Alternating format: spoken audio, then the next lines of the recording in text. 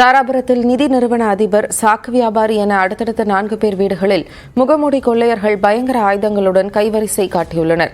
இதுகுறித்த கூடுதல் தகவல்களை செய்தியாளர் பாலாஜி பாஸ்கரிடம் கேட்கலாம்.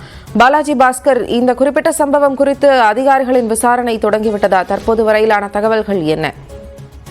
ஜெனிஃபர், அதாவது திருப்பூர் மாவட்டம் தாராபுரம் புதுக்கோட்டை மேடு அடுத்து இருக்கக்கூடிய அந்த பெருமாள் கோவில் அருகே வசித்து வரும் நிதி நிறுவன உரிமையாளர் முருகேசன் மற்றும் சாக்கு வியாபாரி அப்துல் ரஹீம் உட்பட அந்த பகுதியில் இருக்கக்கூடிய 4 வீடுகளில் அடுத்தடுத்து நேற்று முகமூடி கொள்ளையர்கள் புகுந்து திருடி இருக்கின்றனர்.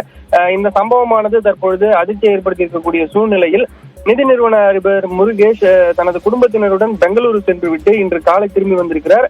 திரும்பி வந்த பொழுது பார்க்கும் பொழுது வீட்டின் பூட்டுகள் அனைத்தும் உடைக்கப்பட்டு வீடு திறந்திருந்தது. இதனையடுத்து உள்ளே சென்று பார்த்த பொழுது பொருட்கள் அனைத்தும் சிதறி கிடந்தது.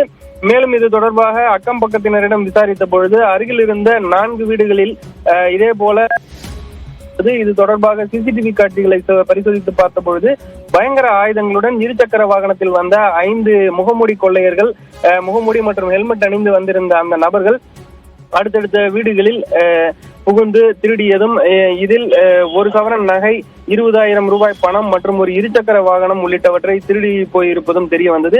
இது தொடர்பாக தாராபுரம் காவல்துறையினருக்கு தற்பொழுது தகவல் தெரிவிக்கப்பட்ட நிலையில் தாராபுரம் போலீசார் அங்கு வந்து கைரேகை உள்ளிட்ட தடயங்களை சேகரித்து தொடர்ந்து விசாரித்து வருகின்றனர்.